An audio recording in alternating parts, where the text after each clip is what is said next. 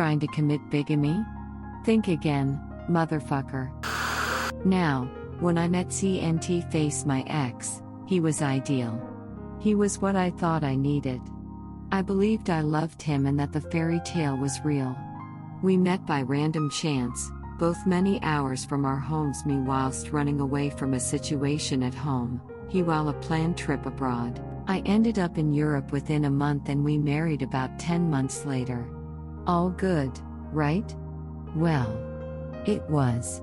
Until I started racking up multiple university degrees with honors and he began to realize that not only was I significantly younger, about 17 years, thinner, a big issue in his mind, not in mind at all, and according to him better looking, I was now significantly better educated. He was always a bit insecure, but the degrees seemed to really push him over the edge. While I was waiting for my spousal visa, things were falling apart. We both kind of gave up but decided to resolve to save our relationship. I moved and found that nothing he had promised to prepare had happened. The home situation was a mess. We were living with his quite elderly widower father and he was meant to be taking care of him and the household. None of this was happening. Instead, both CF and his disgusting sister, now known as Ugly Duck or UF, were essentially living as leeches off of their 80-something father. I tried to make things work. But within a week and a half of me landing, he threw an iPad at my head and punched the wall next to my head while screaming that he could have me deported at will. Okay. Well, fine. I made a promise. I kept trying. It got worse. I took months of emotional abuse, insults, threats, cursing, and everything else short of him actually laying hands on me. 6 months later, he randomly disappeared for 2 weeks to visit Seattle without mentioning it to me. I left. I started over with nothing much to my name but a job and a bit of money, thousands of kilometers from anyone I knew. He expected me to run home. I didn't falter.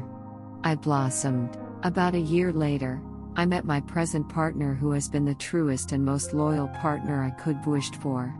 Truly, if I had to do it all again, I would, if I knew my partner would be on the other side. Now for my revenge.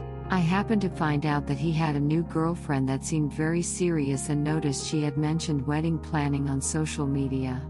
You have to keep tabs on your abusers, especially when your safety is at risk. Now, she's welcome to him. The only issue is, due to draconian divorce laws in my current country, we were not divorced yet. He planned on marrying her in another country. When we met, he told me he had never been married. I later found out he was indeed divorced. I was willing to bet he fed her the same exact lie, so I sent her a message. My suspicions were confirmed. He told her he had never been married. I was wife number 2. She didn't want to believe it until I sent her a photo of our marriage license as well as a few wedding photos. I did feel really badly about doing that to her because I could tell how hurt she was, but I knew it was better for her to know the truth than to inadvertently marry him the next month in Seattle as they had planned. She had children. She had a violent ex-husband. She and I actually ended the conversation on a positive note, with her thanking me and me apologizing and explaining why I felt I had to tell her. And then the fallout. My phone started blowing the duck up. Unknown number. In the evening. Wonder who that might be? I was out enjoying a lovely dinner with my partner and answered a call on speaker. In came the usual threats to my person and security, blah blah blah. I could only laugh.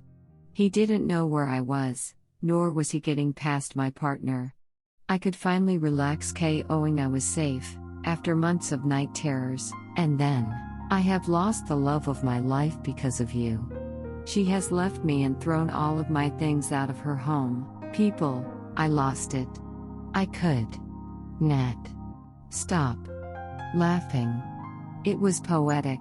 He sent a similar email to my mother laced with blatant lies about me, as if she didn't know the play-by-play as it was happening and as if she'd believe a word he had to say anyway. After I got done laughing, I hung up on him and had my number changed. Then, I remembered his sister UF was living at the same home. UF has a disabled daughter that lives 200 kilometers away that she claims benefits for, including an apartment and money allowances.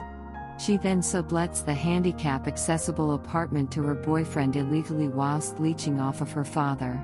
She's also a thief caught on hidden camera literally taking notes out of CF's wallet. CF and UF absolutely despise each other and are only both living there in hopes of driving the other out in order to get the house as inheritance. Now, if UF got reported to the council for fraud and they did minimal investigation, they'd see she was falsely claiming benefits for an adult daughter who lived far away and had her own benefits deserved from another council. She would lose her apartment and possibly face jail time. If she lost her apartment, it was certain she would never leave the father's home. It was CF's worst nightmare. So, I made it happen. Besides, how dare UF claim money she isn't entitled to simply due to her being too lazy to work? She was a neglectful mother when she was actually caring for her kid, leaving her kid in a wheelchair with a jam sandwich and running to the pub the moment benefit money came in. Now she was lying and keeping a rare accessible apartment from someone who truly needs it. That more than justified it, but the thought of both of them being stuck in the same house, fighting all day and night, both too lazy to leave and too stubborn to give up the inheritance they fantasize about? That's a lovely thought to me. What makes it better? Knowing he cried his eyes out over his lost fiancée in that very same house, soaking in his miserable existence.